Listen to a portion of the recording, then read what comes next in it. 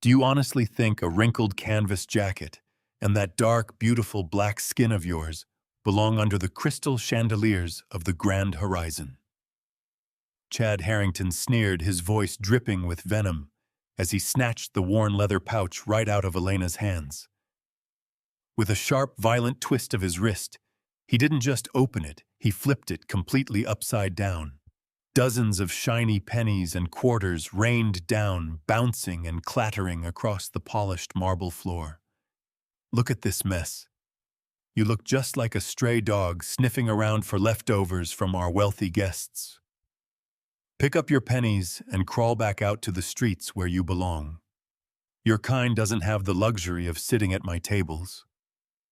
He didn't know that those tiny rolling coins would cost him his 6-year career, his reputation, and his entire future. A quick note: before we begin, if you believe that human dignity should never be defined by the clothes on your back or the color of your skin, make sure you don't miss a single second of this incredible story.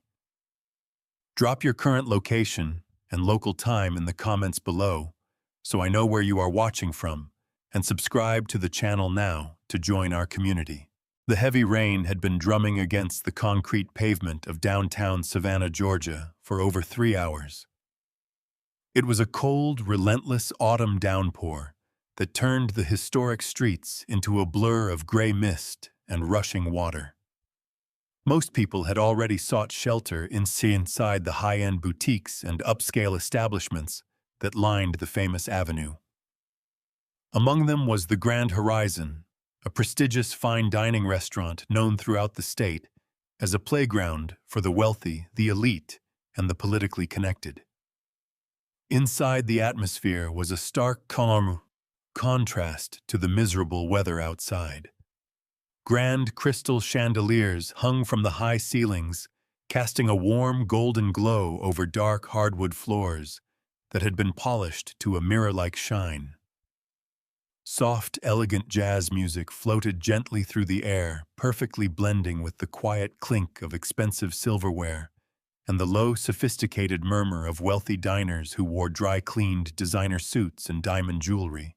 20 minutes before the storm reached its peaks, a 10-year-old faded blue sedan pulled into the very back of the restaurant's private parking lot. The car stood out like a sore thumb among the shiny Mercedes' sleek BMWs and pristine Range Rovers that occupied the front rows. The driver's side door opened, and a middle-aged black woman stepped out into the pouring rain. Her name was Elena Vance. She pulled the hood of her worn, oversized green canvas jacket low over her head to shield her face from the wind. Her work boots, still covered in a thin layer of dry dust from a charity construction site she had been visiting across town that morning, splashed heavily into a puddle. Elena was not dressed for a luxury dinner. She wore no expensive jewelry, no designer watch, and carried only a simple sun leather pouch tucked deep inside her pocket.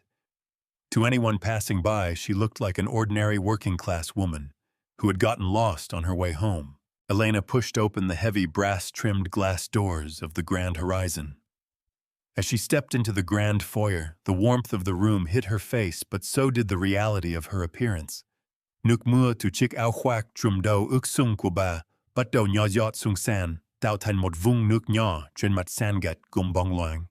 She stood there for a moment, catching her breath, completely unaware of the cold judgments already forming in the room. Behind the pristine white host stand stood Maya Lin, a young woman in her early 20s, wearing a neat uniform and a silver name tag. Maya had kind, wide eyes and an energetic, welcoming smile. Seeing the shivering woman, Maya immediately grabbed a clean cloth and stepped forward. "Good afternoon, ma'am. Welcome to the Grand Horizon," Maya said, her voice filled with genuine warmth. "Come on in out of that awful rain. Let me help you with your jacket and we can get you a nice warm table by the corner." Elena smiled gently, her dark eyes reflecting a deep, quiet gratitude. "Thank you, sweetheart. I don't need much. Just a hot cup of black tea and a small plate of warm pastries if you have them. I just need to dry off for a bit." "We certainly do, ma'am. Right this way," Maya replied, turning to guide Elena toward a cozy, plush booth near the back of the main dining room. But before Elena could take her first step, the pleasant aroma of seared butter and rosemary in the air suddenly felt suffocating. The low jazz music continued to play, but the warmth in the foyer instantly vanished. A tall man in his early 40s stepped out from the main hallway. He wore a crisp, tailored white shirt, a perfectly straight silk tie, and a gold-plated name tag that read, "Preston Blake, General Manager." Preston had a sharp, chiseled face and a fake, practiced smile that resembled a heavy iron gate ready to slam shut at any moment. He stopped in his tracks, his eyes locking onto Elena's dusty work boots, moving slowly up her wrinkled, wet canvas jacket, and finally settling on her face. The disgust in his eyes was immediate and transparent. He looked at her the way a wealthy man looks at a piece of wet mud stuck to the bottom of his expensive leather loafers. Preston walked over, intentionally stepping directly between Maya and Elena, cutting off the young waitress. He placed a hand over Maya's clipboard, physically forcing her to step back. "I will handle this one, Maya," Preston said, his voice flat, dry, and completely devoid of the hospitality he usually offered to his white, wealthy clientele. Maya blinked, clearly surprised by her manager's sudden and aggressive intervention. "Mr. Blake, she already ordered. She just wants a hot cup of tea and—" "I said I will handle it." Preston snapped, his fingers twitching against the host's stand. His voice was low, but it carried a sharp edge that made Maya immediately go quiet. Her eyes dropped to the floor, her knuckles turning white as she clutched her order pad. Preston turned his full attention back to Elena, crossing his arms tightly over his chest. He stood less than 2 feet away, deliberately invading her personal space, trying to use his height and his expensive uniform to intimidate her. Elena did not flinch. She stood perfectly still, watching him with a calm, unbothered expression that only seemed to make Preston more irritated. "Can I help you with something?" Preston asked, his tone dripping with thick sarcasm. He didn't say welcome. He didn't ask if she wanted a table. He stood there like a prison guard, questioning an intruder. "Because if you are looking for the bus stop or the homeless shelter down the street, you've walked into the wrong building. This is a 5-star establishment, not a charity house." Elena took a slow, deep breath, maintaining her dignity. "I know exactly where I am, sir. I came in to get a hot drink and a bite to eat while I wait out the storm. Your waitress was just about to show me to a seat." Preston let out a short, mocking laugh, looking around the room as if waiting for someone to join in his amusement. "A seat. In the main dining room. Look around you, lady. My guests pay top dollar for an exclusive experience. They don't pay to look at wet, muddy clothes while they eat their lunch." Would Elena be allowed to stay, or was this just the beginning of a much deeper humiliation? Preston Blake did not hide his contempt. He kept his arms crossed, his eyes darting toward the main dining area where several wealthy patrons were starting to turn their heads. Elena remained perfectly calm, her voice steady and level. "I am a paying customer, Mr. Blake. I do not wish to cause any trouble. I simply want to sit down, order from your menu, and pay for my food." "Order from my menu," Preston sneered, his volume increasing just enough for the surrounding tables to hear. "Our lunch items start at $45, lady. A cup of our imported tea is $15. This isn't a fast food drive-through. Before I let you occupy a table that could go to a real customer, I need you to prove to me that you can actually afford to be here. I don't serve people who expect a free handout." Before Elena could even respond to this insulting demand, the heavy brass doors of the Grand Horizon swung open again. A well-dressed white couple stepped inside, laughing as they shook the rain off their expensive cashmere coats. The man wore a gold Rolex that gleamed under the chandelier light, and the woman carried a luxury designer handbag. They did not have a reservation, and their clothes were slightly damp from the short walk from their luxury SUV. Instantly, Preston's demeanor underwent a disgusting transformation. The cold, rigid hostility vanished, replaced by a pathetic, groveling smile. He stepped away from Elena and hurried toward the new arrivals, bowing his head slightly. "Ah, good afternoon, sir, madame. Welcome to the Grand Horizon." Preston gushed, his voice suddenly full of warmth and false charm. "What a terrible storm outside.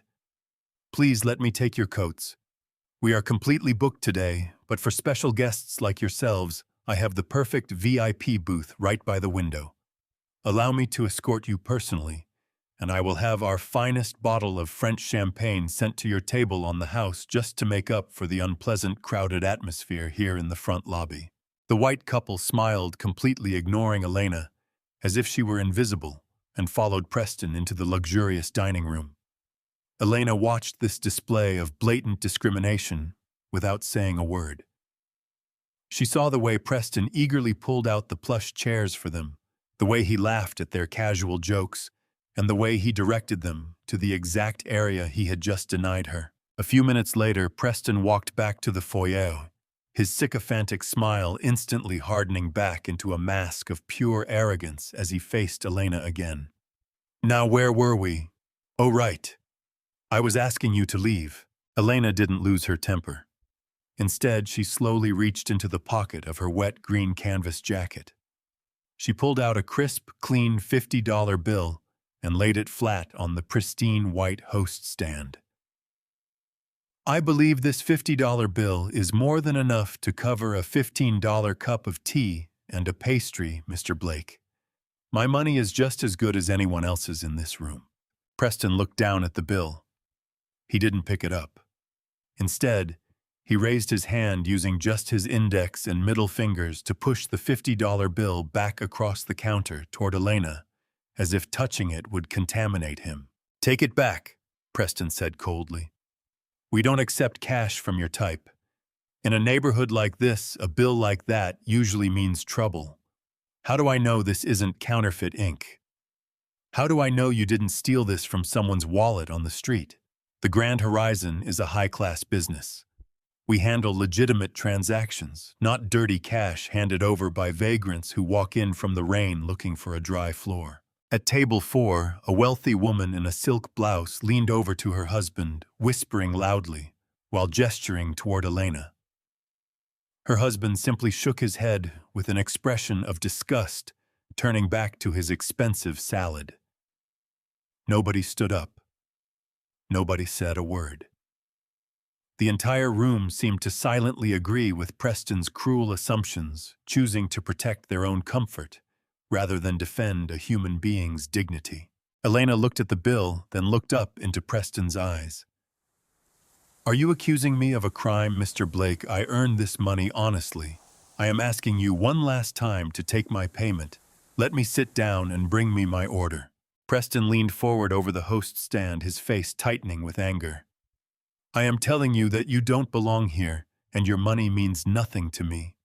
You walk into a luxury restaurant looking like a total mess, with your dark skin and your ruined jacket, thinking you can demand service. You are ruining the aesthetic of my dining room. You are making my high-paying guests uncomfortable. If you don't take your $45 or whatever it is and get out right now, I will ensure you leave in handcuffs." Maya stood in the background, her chest heaving as she watched the sheer cruelty of her manager. The air in the restaurant felt thick, suffocating, and incredibly tense. Preston was confident, standing tall in his expensive suit, fully believing that he held all the power in this world. He thought he was protecting his kingdom from an unwanted outsider, entirely unaware that the woman standing before him was about to shake the very foundation of his life. How much further would Preston push this innocent woman before she finally decided to fight back? The tension in the foyer of the Grand Horizon had reached a dangerous boiling point. Preston Blake stood with his chest puffed out, waiting for Elena to break to cry or to run away in embarrassment. But Elena did not move an inch. Her silence only infuriated him further. Seeing the situation escalate, Maya Lin could no longer remain silent. She took a brave step forward, her voice trembling but determined. Mr. Blake, please, this is wrong. The restaurant policy clearly states we accept all legal tender, including cash. The system is up and running. I can just ring up her order at the register right now and bring her tea to a quiet corner. She isn't hurting anyone. Preston spun around his face, turning an angry shade of red as he glared at the young waitress. He marched over to her, his finger pointing directly into her face.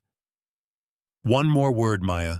One more syllable out of your mouth, and I will write you up for insubordination before your shift ends today. Better yet, I will terminate your contract on the spot. Do you want to lose your job over this? Nobody. You are paid to follow my orders, not to play hero for every stray person who wanders in here from the street. Get back to the kitchen and stay there. Maya's eyes went wet with tears.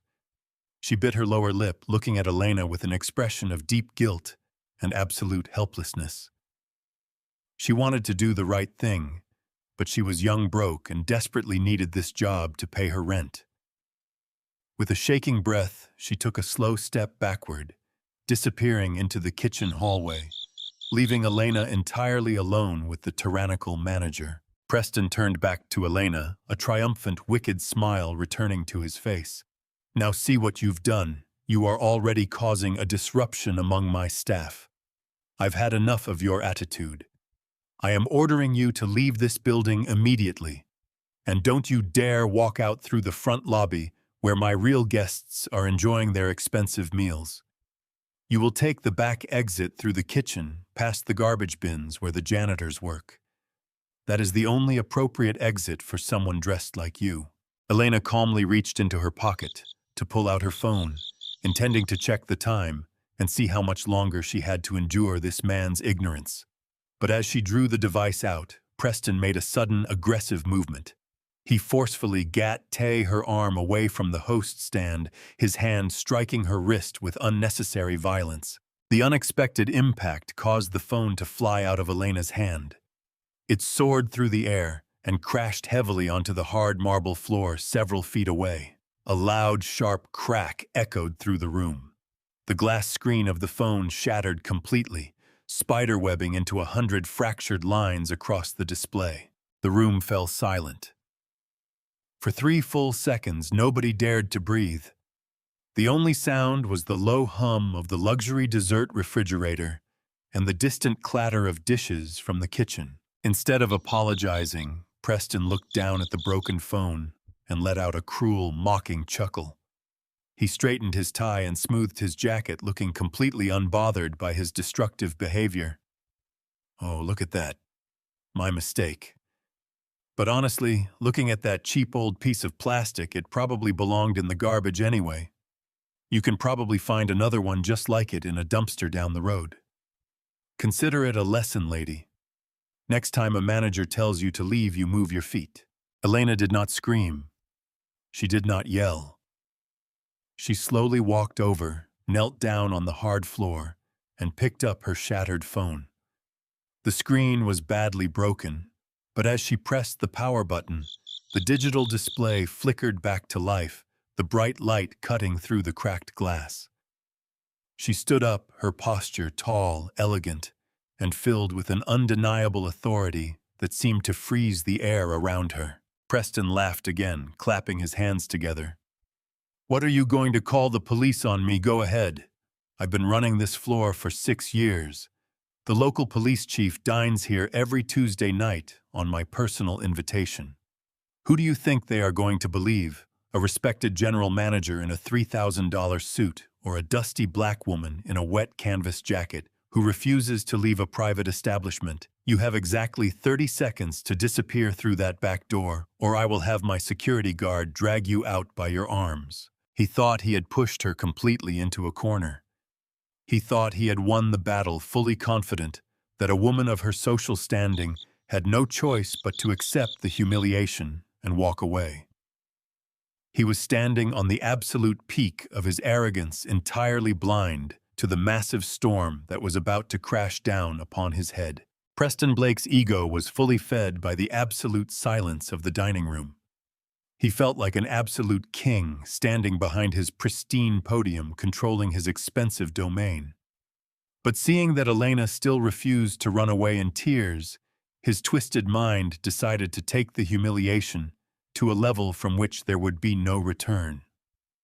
He wanted to make an unforgettable example out of her. He reached into the cabinet of the host stand and pulled out a heavy wooden clipboard holding an official restaurant incident report document. He grabbed a sleek gold pen, tapped it loudly against the wood, and cleared his throat to capture the attention of the entire room. "Attention, valued guests of the Grand Horizon," Preston announced, his loud projecting voice cutting sharply through the soft jazz music.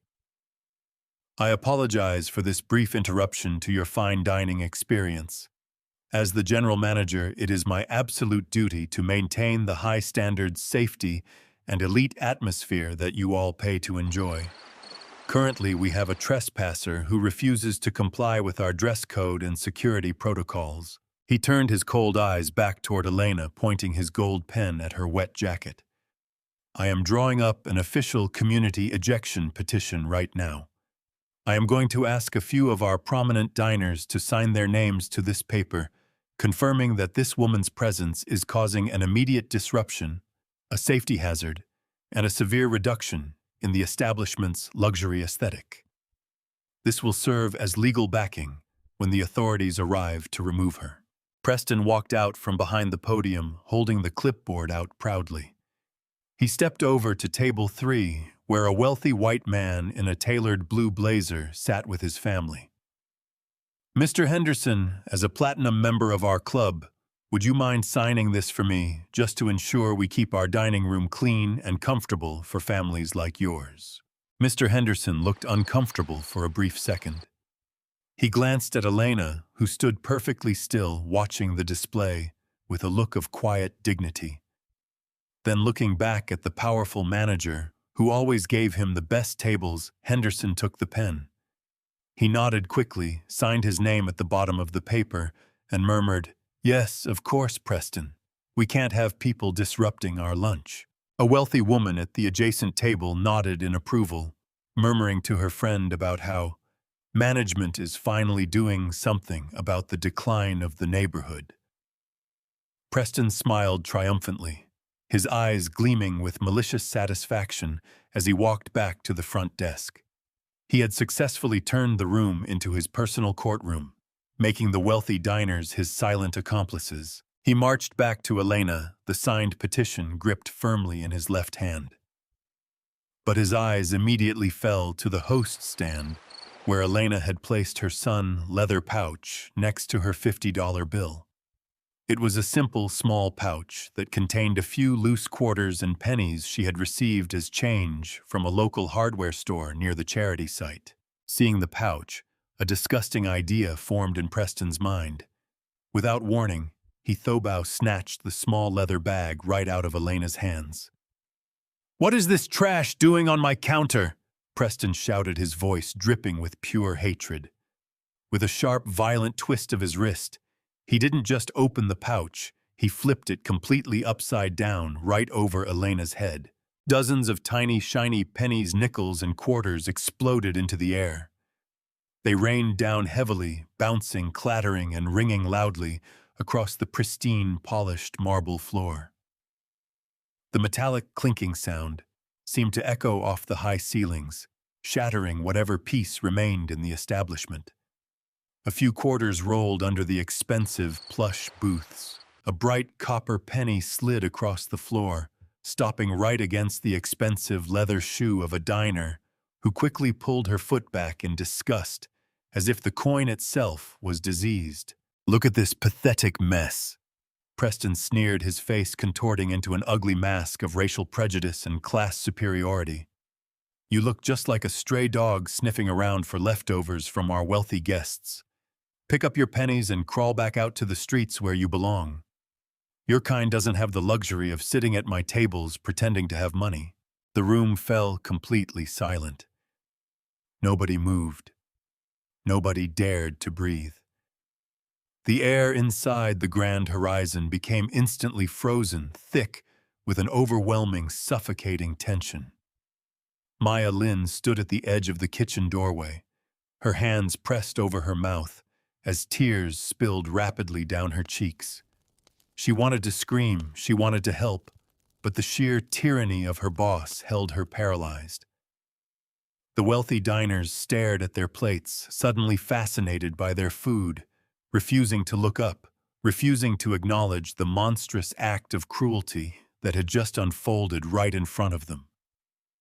Preston stood tall, hands on his hips, fully convinced he had delivered the final crushing blow to the woman's spirit. The metallic echo of the rolling coins slowly died down, leaving nothing but an aggressive, heavy silence in the grand lobby.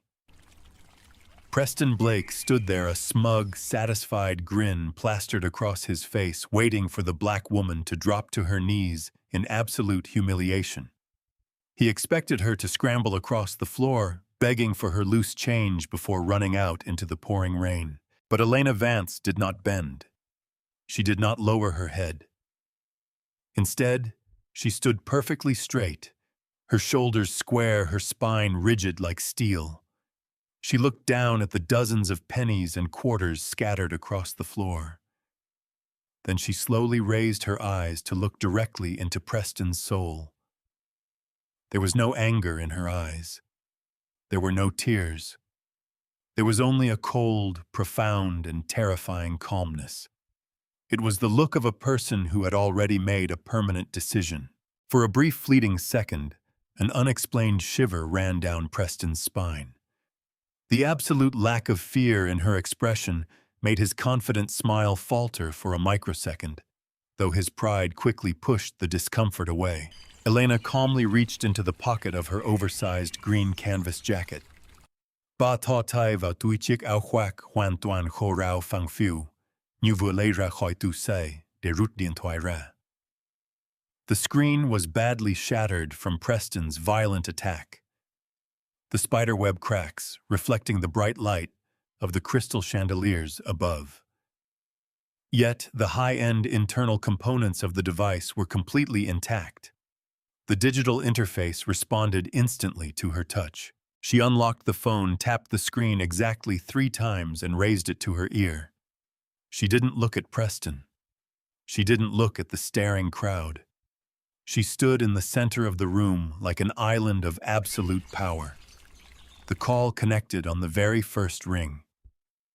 When Elena spoke, her voice wasn't loud, but it possessed a heavy, resonant authority that seemed to carry to every single corner of the dining room. "Marcus," Elena said, her tone completely even devoid of any panic. "Bring the Sterling portfolio to the Savannah location. Right now." She didn't wait for a response. She didn't offer a single word of explanation. She simply ended the call and placed the shattered phone back into her dry, neat jacket pocket. Preston broke the silence with a loud, bursting laugh, throwing his head back in mockery. "Marcus! Who the hell is Marcus? Your defense attorney, your social worker." He spread his arms wide, gesturing to the entire restaurant, looking at the diners to invite them to laugh with him.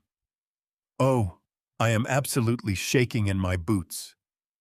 Did you hear that, everyone? She's calling backup. Let me tell you something, lady. You can call whoever you want. You can call the governor, you can call the mayor, but nobody overrides my authority on this floor. I've given 6 loyal years to this establishment. I built the reputation of this specific branch." He stepped closer, his face turning dark again. "Your little theatrical performance is over. You have exactly 10 seconds to get on your knees, grab your garbage pennies, and get out, or my security team will make this very physical." From the side of the room, Garrett Cross, the head of restaurant security, shifted uncomfortably. He was a broad-shouldered man in a dark uniform, a retired local officer who usually handled rowdy, intoxicated guests. He had been watching the entire interaction from the corner of his eye. His jaw was tightly clenched, a small muscle jumping near his ear. He had a deep, gnawing feeling in his stomach that something was deeply wrong here. He had seen thousands of people in his career, and the woman standing before him did not have the posture of a vagrant. She had the posture of someone who was used to commanding rooms. Mr. Blake, Garrett said, his voice low and hesitant as he took a slow step forward. Sir, maybe we should just take a step back.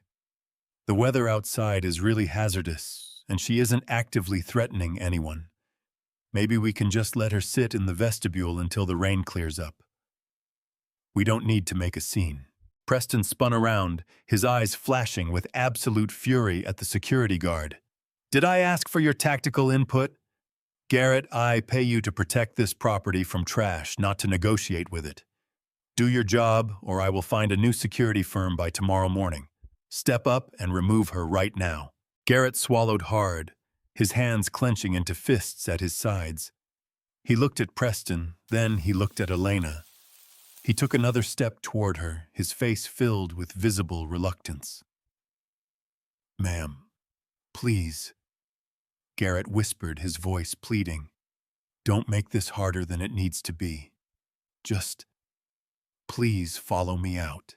Elena looked at the conflicted security guard, giving him a small, almost unnoticeable nod of understanding. I am not going anywhere, officer, she said softly, her voice steady.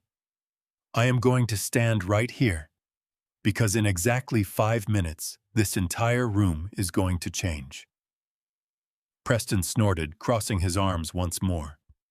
5 minutes, fine. I'll give you 5 minutes just to watch you humiliate yourself further when nobody shows up to save you. The countdown had begun, and the air in the room grew heavier by the second. Exactly 4 minutes and 50 seconds passed in agonizing silence. The grandfather clock in the corner of the lobby ticked loudly, each stroke sounding like a heavy hammer hitting an anvil. Preston Blake kept his eyes fixed on his gold watch, a cruel, arrogant smirk plastering his face. He was ready to give the final command, to have Elena thrown into the mud outside. But before the second hand could complete its final rotation, the heavy double-panel brass doors of the Grand Horizon didn't just open, they were forcefully pushed apart. The cold wind and rain rushed into the foyer, but it was immediately pushed back by the powerful presence of the man who stepped inside. He was a tall, strikingly handsome young black man in his late 20s. He was dressed in a flawless, custom-tailored charcoal gray three-piece suit that easily cost more than $10,000.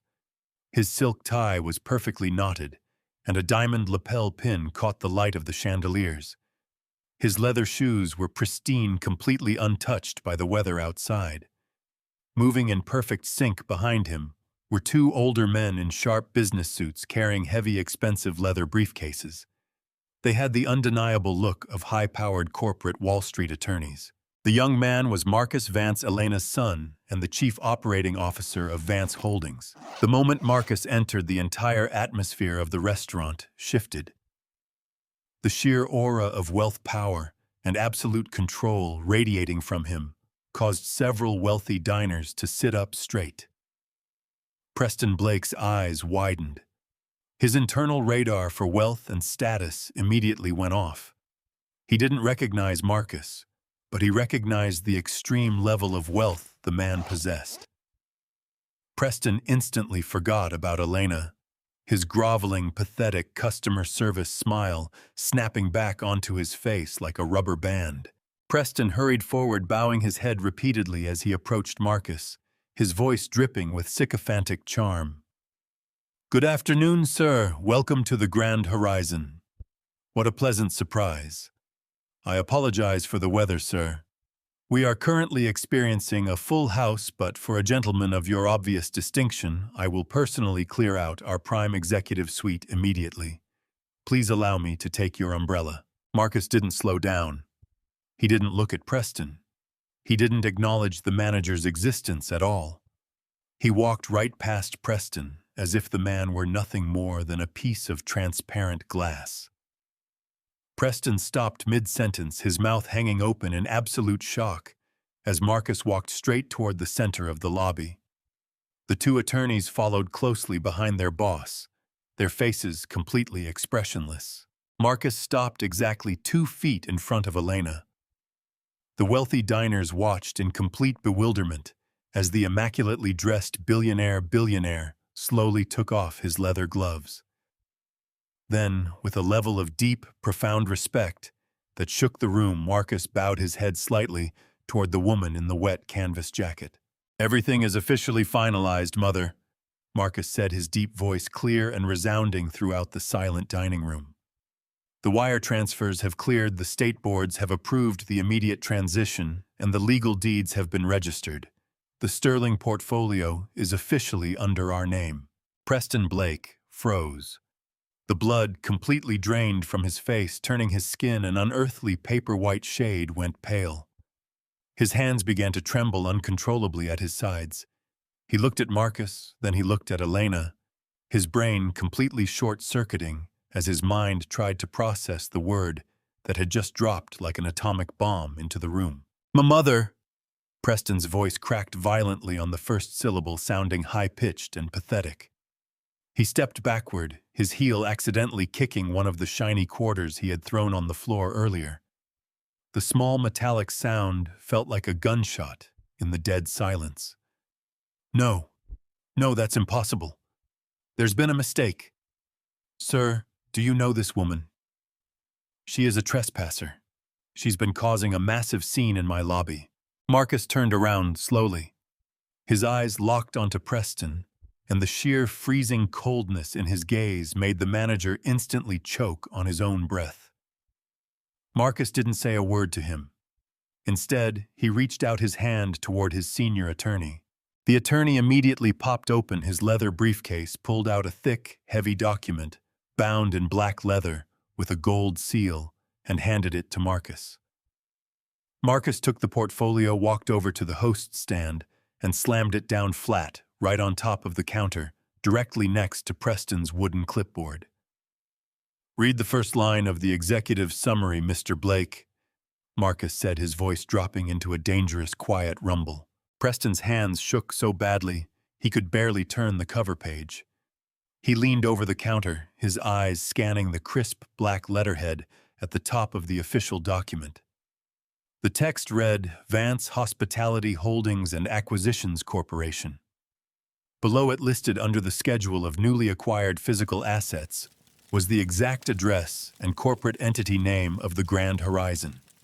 And at the very bottom of the primary deed, stamped in blue ink, was the full legal signature of the principal owner and chief executive officer, Elena Vance. The room remained absolutely dead silent.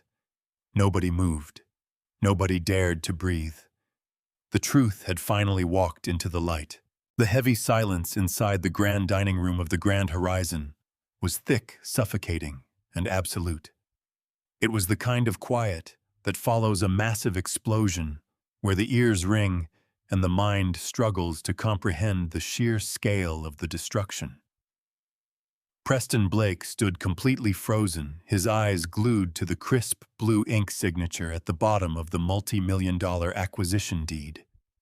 His lips moved soundlessly, like a fish gasping for air, but his throat was so tight that he couldn't breathe. The reality of what he had just done began to crash down on him like a tidal wave of ice water. Before he could even attempt to form a single coherent sentence, the heavy brass front doors of the restaurant flew open once again. This time, a man in his mid-50s burst into the foyer, panting heavily, his expensive silk tie completely disheveled and his forehead covered in a thick layer of cold sweat. It was Richard Sterling, the regional managing director, and Preston's direct corporate superior. Usually Richard walked into this location with his head held high, radiating corporate power. Today, he looked like a man running for his absolute life. Richard didn't even notice Preston standing there. His eyes swept across the room in a state of sheer panic until they landed on the woman in the faded green canvas jacket. Without a single moment of hesitation, the high-ranking executive practically threw himself across the marble lobby. He stopped right in front of Elena. Vance dropped his expensive leather briefcase to the floor and bowed his head so low he was practically uncomfortably close to the scattered coins on the ground. "Mrs. Vance, please accept my most profound, humblest apologies. Richard stammered, his voice trembling so violently that several diners at the front tables stood up to see better.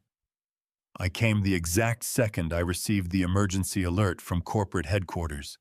The board notified me that you were personally conducting an unannounced asset inspection of one of our flagship Savannah location today. I should have been here to greet you at the door. Please tell me everything is satisfactory. Preston felt the floor beneath his expensive leather loafers tilt violently. His knees buckled slightly, and he had to grab the edge of the white marble host stand just to keep himself from collapsing onto the floor. Mr. Sterling, sir. Preston's voice cracked so badly it sounded like a desperate whimper. What are you saying? This woman, she's the new owner. Richard Sterling spun around his face, instantly turning a bright, angry shade of crimson as he glared at his general manager. Shut your mouth, Preston! You ignorant fool! You are standing in the presence of Mrs. Elena Vance, the founder, principal shareholder, and chief executive officer of Vance Hospitality Group. Her corporation finalized the complete $45 million buyout of our entire luxury dining chain at precisely 9 o'clock this morning. She doesn't just look at the spreadsheets, Preston. She owns the spreadsheets. She owns the building. She owns the ground you are standing on. The revelation traveled through the dining room like a powerful electric shock. At table 3, Mr. Henderson, the wealthy platinum member who had eagerly signed Preston's expulsion petition just moments ago, slowly lowered his pen. His face went entirely pale, and he looked down at his plate, suddenly wishing he could disappear through the floorboards. The wealthy woman who had complained about the decline of the neighborhood completely froze, her fork hovering in midair as a look of intense shame washed over her face. Elena Vance stood in the absolute center of the grand foyer, surrounded by her son, her high-powered legal team, and the groveling regional director. She slowly reached out her hand, her fingers brushing against the heavy leather portfolio Marcus had placed on the counter. She pulled the black hood of her canvas jacket back, revealing her face completely to the silent crowd. The contrast between her simple working-class clothing and the absolute, undeniable aura of supreme authority she possessed was mesmerizing. She looked directly into Preston's terrified eyes, a cold, calm smile gracing her lips. You asked me earlier if I knew where I was, Mr. Blake. Elena said, her voice dropping into a quiet, resonant whisper that somehow carried perfectly to every single corner of the room. You told me that my kind didn't belong under these crystal chandeliers. You told me that my cash was dirty and that my presence was ruining the luxurious aesthetic of your dining room. You even drew up a petition to have me thrown out into the mud through the back door like a stray dog looking for scraps. She leaned forward slightly, placing both her hands flat on the pristine white counter, looking at the man who had spent the last 30 minutes trying to destroy her dignity. I don't need a reservation to sit at these tables, Mr. Blake. Elena said, her words hitting the air with the force of iron bricks. And I certainly don't need to take the back exit past the garbage bins. I walked in through the front door of this establishment because I built the foundation of the company that bought it. I am not a trespasser, sir. I own this place. Preston's mouth opened, but no sound came out. His hands shook so violently that his gold ring rattled against the wood of the podium. He looked down at the floor, where his own polished loafers were surrounded by the very pennies and quarters he had thrown at her head just moments before. The power dynamic in the room had completely flipped, leaving him completely exposed, defenseless, and entirely ruined. Preston Blake felt the absolute weight of his 6-year career crushing down on his chest. He looked around the silent dining room, desperately searching for a single friendly face, a single ally or a single customer who would stand up and speak on his behalf. But there was absolutely nobody. Mr. Henderson was staring intently at his napkin, completely ignoring him. The other wealthy diners who had silently cheered his cruelty just minutes ago were now looking away in absolute disgust, eager to distance themselves from a man whose career was turning to ash right before their eyes. "Mrs. Vance, please, you must understand." Preston stammered, his arrogance completely melting away into a pathetic, desperate whine. He stepped out from behind the host stand, his hands clasped together as if he were begging for his life. It was a complete and utter misunderstanding. I was just trying to enforce the strict corporate dress code. We have had so many issues with vagrants lately. I didn't know who you were. If I had known you were the principal owner, I would have personally escorted you to our finest VIP table. I would have given you the highest level of service. Elena Vance looked at him, her dark eyes completely unblinking, filled with a deep, profound sadness that had nothing to do with personal hurt. "That is the absolute core of your sickness, Mr. Blake," Elena said, her voice cutting through his desperate excuses like a sharp razor. "If you had known who I was, you would have smiled, called me ma'am, pulled out my chair, and offered me your finest champagne on the house. And then the very next innocent black person who walked into this lobby wearing a worn jacket, you would have treated them like garbage. You would have thrown coins at their head and told them to crawl out to the streets. You aren't sorry for what you did, Preston. You are only sorry that it was me." She turned her gaze toward Richard Sterling, who was still standing by her side, wiping the cold sweat from his neck with a silk handkerchief. "Mr. Sterling, what is the standard operating protocol for a general manager who violates our core corporate non-discrimination policy, destroys a customer's personal property, and publicly humiliates a guest on the sales floor?" Richard Sterling didn't hesitate for a single fraction of a second. He knew his own job was on the line, and he was fully prepared to sacrifice Preston to save himself. "It is a violation of gross misconduct, Mrs. Vance. It results in immediate termination for cause without severance and a permanent blacklisting from any subsidiary business under our international corporate umbrella." Richard turned to Preston, his voice snapping like a whip. "Preston Blake, you are terminated effective immediately. You will surrender your restaurant keys, your digital access badge, and your corporate manager credentials right now. You are no longer an employee of this establishment." Preston's hands trembled uncontrollably as he reached into his pocket. He pulled out a heavy brass keyring containing the keys to the front doors, the private office, the liquor vaults, and the walk-in coolers. He unclipped his shiny gold-plated manager badge from his lapel.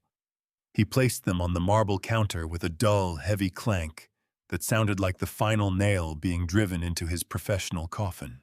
"Garrett," Elena said, turning her attention to the broad-shouldered security guard who was still standing in the corner, his face tight with conflict. Garrett Cross immediately straightened his posture, stepping forward with his head held low. "Yes, ma'am. I am so incredibly sorry. I should have stopped him. I knew what he was doing was wrong, but I was terrified of losing my security contract. I was just following his orders." Elena looked at the retired officer for a long, heavy moment. "An order that you know is fundamentally wrong does not stop being wrong just because a man with a gold name tag gave it to you, Garrett. When you stepped forward to remove me, you chose your comfort over another human being's basic dignity. I am not going to terminate your security contract today because I saw the hesitation in your eyes. But I need you to sit with that guilt. I need you to remember exactly what it felt like to walk toward an innocent woman you knew didn't deserve it. Can you do that for me?" A thick wave of emotion washed over Garrett's rugged face. His eyes went slightly red, and he nodded slowly, his voice thick with genuine remorse. "Yes, ma'am. I will. I will never forget it as long as I live." "Good," Elena said. "Now please fulfill your final duty under the old management.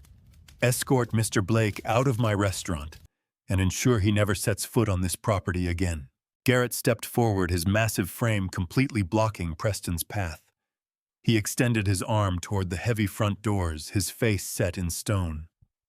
"Let's go, Preston. Your time here is done." Preston Blake, a man who had ruled this luxury dining room like a tyrant for 6 long years, was forced to walk across the marble floor in absolute disgrace. He didn't look up. He couldn't meet the eyes of the wealthy patrons who were now watching him with cold indifference. He pushed open the heavy brass doors and walked out into the pouring rain, completely alone, completely ruined and stripped of every ounce of power he thought he possessed. The heavy glass front doors of the Grand Horizon swung shut behind Preston Blake, cutting off the sound of the pouring rain and leaving the restaurant in a state of quiet, reflective stillness. The storm outside was still raging, but inside the luxury dining room, a massive cultural shift had already begun.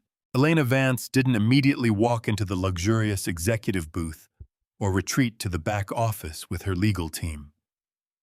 Instead, she did something that left every single person in the room absolutely stunned.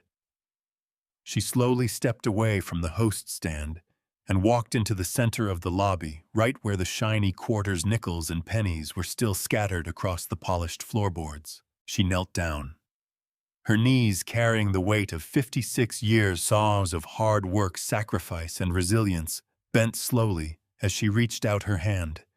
With gentle, careful movements, her fingers moved across the smooth tile, picking up the small copper and silver coins one by one. The wealthy diners watched in absolute silence, a deep sense of collective shame washing over the room.